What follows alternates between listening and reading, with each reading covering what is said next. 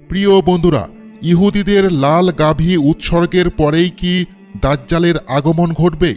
ইমাম মাহাদির আগমনের পূর্বে রমজান মাসে সূর্যগ্রহণের মতো ঘটনা ঘটবে। এটি কতটুকু সত্য? বিস্তারিত জানতে ভিডিওটি সম্পূর্ণ দেখুন এবং আপনার মতামত আমাদের জানান। প্রিয় বন্ধুরা, এই রমজানে বেশিরভাগ মানুষ একটা বিষয় নিয়ে খুব উৎসুক হয়ে আছে। পাশাপাশি আপনারাও যথাসম্ভব একটা বিষয় অনুধাবন করেছেন যে এইবারে রমজান কিছুটা অন্যরকম মনে হচ্ছে যেন এই রমজানের পরেই অস্বাভাবিক কোনো কিছু ঘটতে পারে। মনে হচ্ছে যেন আমরা হয়তো সামনে আর কোনো রমজান নাও পেতে পারি।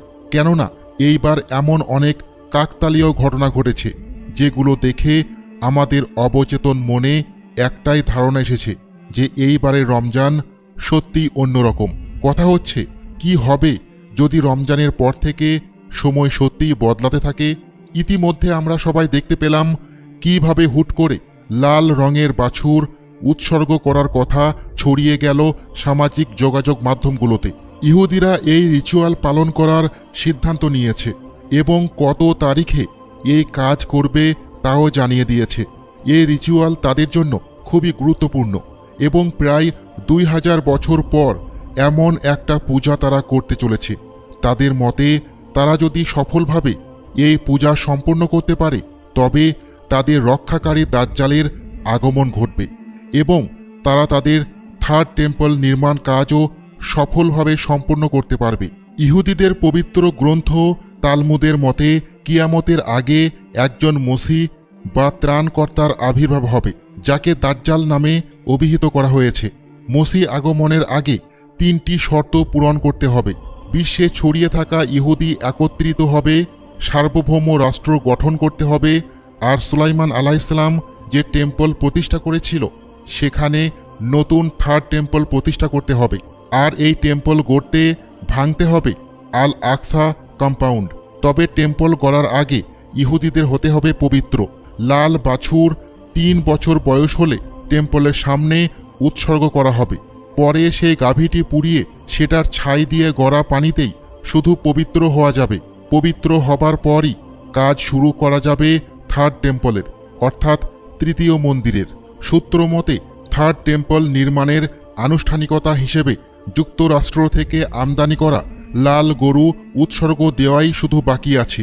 তারা যদি এটি করতে পারে তাহলে সেটি হবে থার্ড টেম্পল পুনর্নির্মাণের সবুজ সংকেত।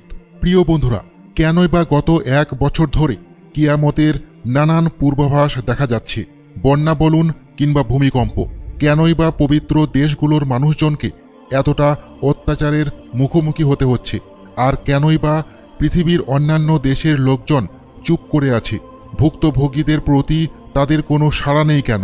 অত্যাচারীদের রাষ্ট্রগুলোর ক্ষমতাই বা কেন এতটা বেড়ে যাচ্ছে? এই সমস্ত ঘটনা কি আল্লাহ তাআলার পক্ষ থেকে পূর্ব পরিকল্পিত?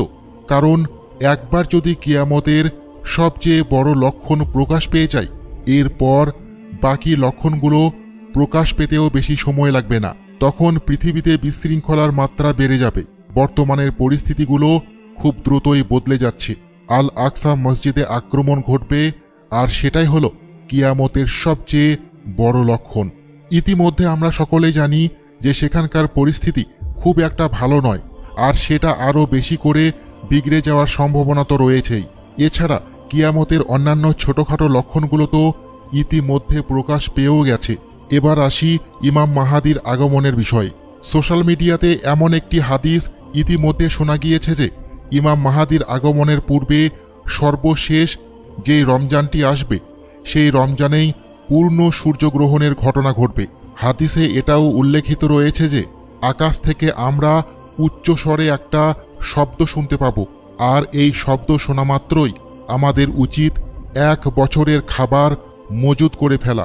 ভাই ও বোনেরা, আপনারা যে হাদিসটা শুনেছেন সেইটার কোনো সঠিক তথ্যসূত্র দিতে পারবেন? হয়তোবা না, আর না পারারই কথা। কোনো হাদিসের কিতাবে এমন ঘটনা সম্পর্কে কিছু উল্লেখ করা হয়নি। এটি সম্পূর্ণ শিয়াদের মতবাদ। শিয়াদের হাদিসে উল্লেখ আছে ইমাম মাহাদির আগমনের পূর্বে রমজান মাসে সূর্যগ্রহণ ঘটবে। প্রিয় নবী হজরত মুহাম্মদ সাল্লাল্লাহু আলাইহি ওয়াসাল্লাম বলেছেন, যেই ব্যক্তি আমার নামে মিথ্যা হাদিস বর্ণনা করে বেড়ায় সেই ব্যক্তিকে বলে দাও সে নিজেই নিজের জন্য জাহান্নামে জায়গা কিনে রেখেছে।